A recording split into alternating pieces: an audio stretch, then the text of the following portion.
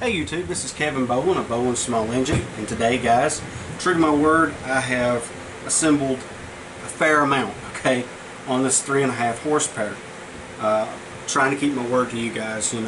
I'd said that it was going to be potentially 2 or 3 days before I got back to reassembling this engine. So in any event, I did find the time and I have made this much progress so far. This engine, of course, is a 3.5 Briggs and Stratton 70s model cool bore. Okay, I absolutely love these engines. They are my favorite by far that Briggs ever made. I have tremendous experience with these type of engines. I have truly worked on them ever since I was 7 years old.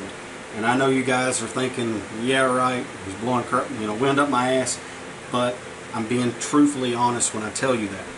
I honestly put my first push mower together, engine shall we say, when I was 7 years old. But now with that being said, let me go ahead and progress on, okay, so that I can show you initially what I wanted to on this engine. Alright, so as I was telling you, I was going to try to salvage the coil and salvage the condenser. I did just that. It took a little work, but the coil was actually in great shape, and really so was the condenser. I think potentially the homeowner that had this engine before I received it had bought new condenser and points, and he just basically didn't put them in correctly. He didn't gap it, and he really didn't clean up the wire, the kill wire and the coil wire, okay, that led to the points. And in doing so, he kind of screwed himself because it wasn't going to throw spark, okay. But anyway, like I said, progressing on, I want to show you that the coil doesn't have a mag chip, anything like that, as you guys can see, and that I did fix it as I've been advocating. I'm going to pull the vertical pull, and you guys are going to see that it's got great spark.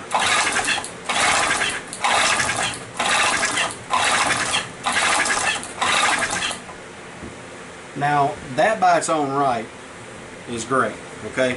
That tells you that the coil and the condenser are great, alright? That it's going to work.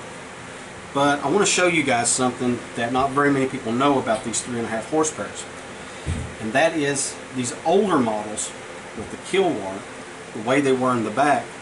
If you accidentally left that mower on and you tilted that engine up, especially with these older engines, the points and condenser, and you spun the blade by accident for any given reason, maybe you're trying to remove it, okay, and it slips out of your hand or slips off of your shoe, okay. There's some people like to stick their shoe in the under the mowers, okay, when they tilt them up, so they could wedge their shoe in between the blade and then try to take the blades off. And believe me, I've seen that. It's crazy, but I've seen that, guys. But you could potentially start these older engines, and I'm going to show you just how easy it is to get a spark out of one of these old engines. So if you'll look very carefully over here, all I'm going to do is take my finger and spin this flywheel, and as you can see, it sparks.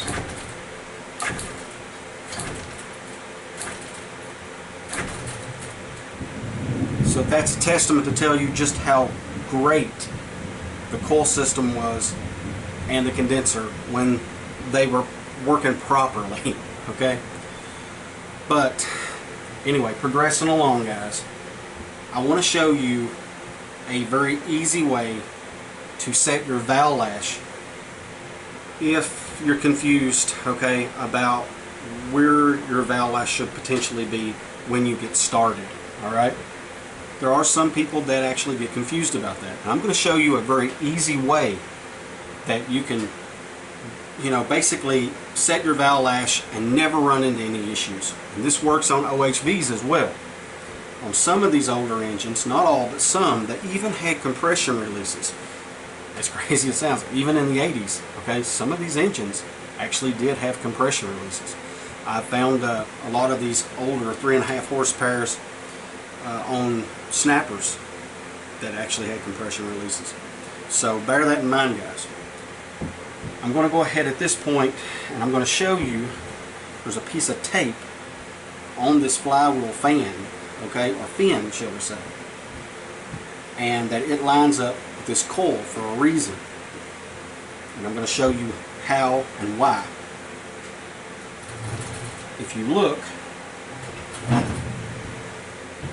there's two valves here. And what you're trying to achieve with these two valves is you want them to potentially move at exactly the same time. Now what I'm going to do, I'm going to turn the flywheel over so there's no cheating here, so you guys can actually see firsthand that I'm legit, okay, that this actually does work. Put a finger on the exhaust and a finger on the intake and just turn the engine over clockwise. As you can see, the exhaust valve's coming up. As the exhaust valve goes down, you're going to see the intake is coming up. Okay, and this is what you want. You see how I'm kind of moving the flywheel left and right? See that? That's what you want to achieve. From here, okay, all you have to do is turn that flywheel one full turn, okay, so that you guys can actually see it a little better. I'm going to lift the table back up and I'm going to turn this flywheel one full turn.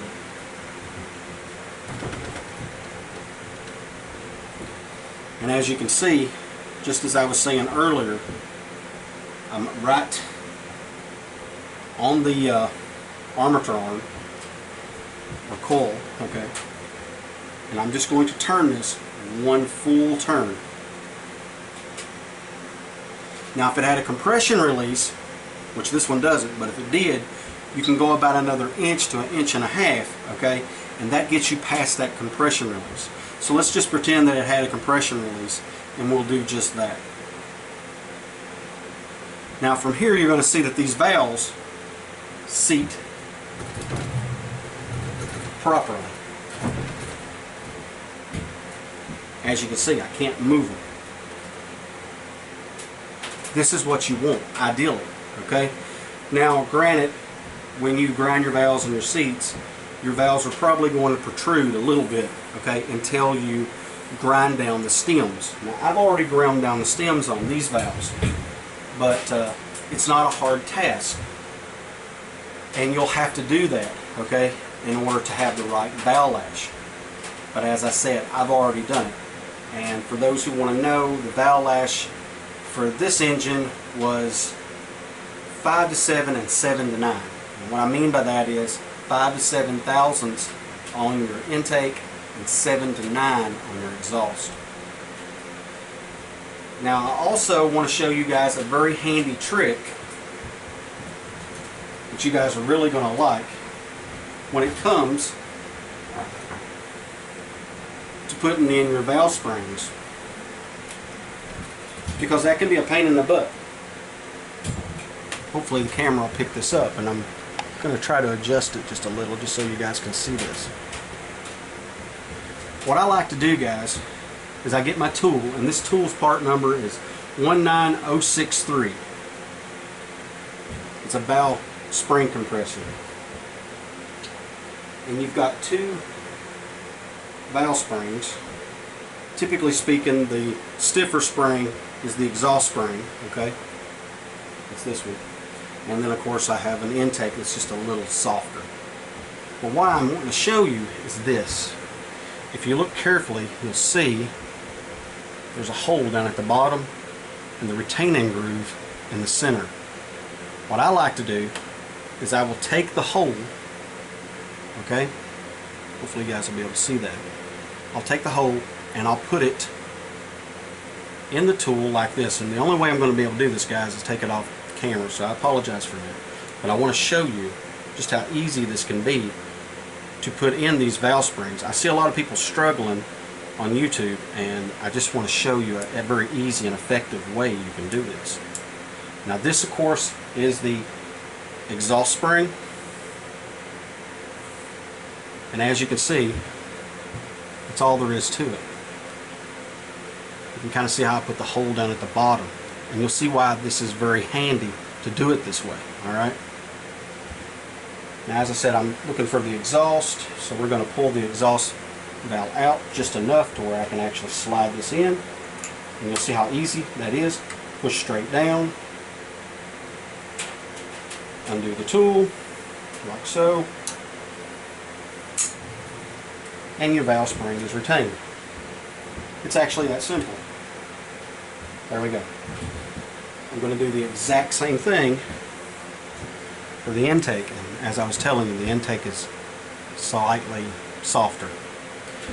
Now what I also like to do on these engines is, if you have two exhaust springs, like if you have another engine that has another exhaust spring, sometimes I will actually even trade the exhaust springs out if the intake springs feel real soft, and that way I know beyond a shadow of a doubt that I'm getting good spring tension. So all I'm doing now, guys, hopefully I'm on the camera, I think I am, is I'm just compressing the intake spring. And as you guys can see, the exact same thing. A bigger hole at the top and the retaining groove in the center. I'll push out the intake valve, put it into place, line it up, push down.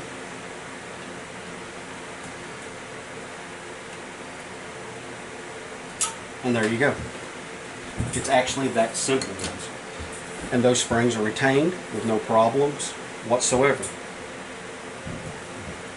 Hopefully, I'll try to turn this so you guys can have a better look. Hopefully you can have a better look there. I'll get out of the light. There we go. Hopefully you guys can see that.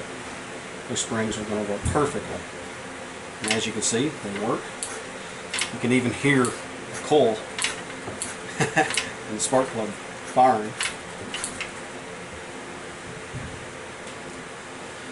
So at this point, guys, I'm going to go ahead and place the table in the correct position.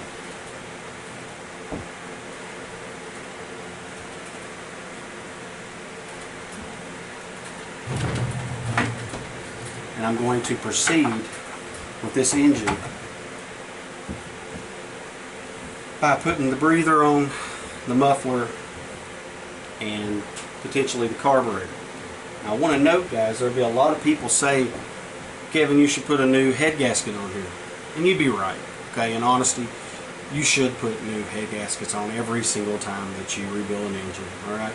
But what I want to tell you guys is these old, and I'm talking the old 3.5 horsepower gaskets like this, if you chose to do so, you can take these older gaskets, put some gas on them, bar saw, kerosene, I mean, I've seen people use just about everything, and get you a wire brush, a simple brass wire brush, and just clean them. That's all you got to do. And as crazy as it sounds, you can reuse these gaskets over and over and over again, so long as they're not broke. Okay, if they're broke or if they're distorted in any way, of course you have to, buy a new head gasket. But I just wanted to mention that to you guys. That's one benefit to these older engines. It's just another testament to what I was telling you. They were built to last. And even to the parts that were applied to them were built to last. So just bear that in mind, guys, that if you're absolutely in a situation where you needed the engine, you can potentially reuse the head gaskets. Now, I'm not advocating it, okay? I'm not telling you you should. I'm only telling you that you can. Because I'll be honest with you, I have.